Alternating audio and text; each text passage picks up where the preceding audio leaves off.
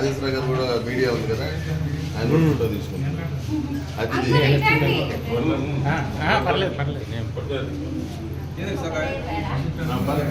మొత్తం మీరే వేస్తున్నారా అంటారు.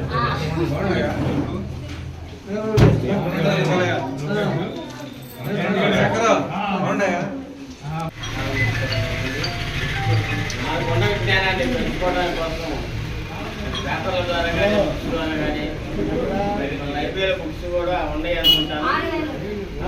ఉన్నాయి కాబట్టి చదువుకునే వాళ్ళు మరి పెద్దవాళ్ళు కూడా రోజు ఇక్కడ కూర్చొని నాకు తెలిసి అయితే ఇక్కడ గ్రంథాలయ సెంటర్ అనేది ఒక పేరు పడింది.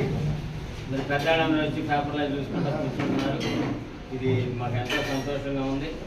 ఇంకా కూడా కొంతమంది చదువుకునే పిల్లలు కూడా కొంచెం 10th అట్లా చదువుకునేవాడు కూడా వచ్చి ఈ గ్రంథాలలో ఉంటే మనసు కూడా ప్రశాంతంగా ఉంటుందని నేను కోరుకుంటూ సెలవు. ఈరోజు 57వ జాతీయ గ్రంథాలయ మహోత్సవం సందర్భంగా మన దత్పాడు గ్రామంలో ఉన్నటువంటి లైబ్రరీలో ఈ కార్యక్రమానికి రావడం నాకు చాలా సంతోషకరంగా ఉంది.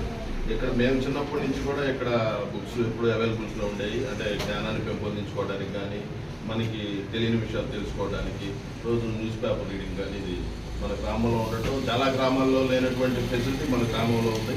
అట్లానే పిల్లలకు కూడా ఇంకేదైనా బుక్స్ అవసరమైనా కూడా మన గ్రంథాలయం మేడం గారు ఏదైనా మీకు ఫలానా కావాల్సిన ఏదైనా ఉంటే మా స్థాయిలో మేము ఎమ్మెల్యే గారితో మాట్లాడి కూడా దాన్ని ఏర్పాటు చేయగలుగుతామని పిల్లలకి ఇంకా ఉపయోగపడుతుంది.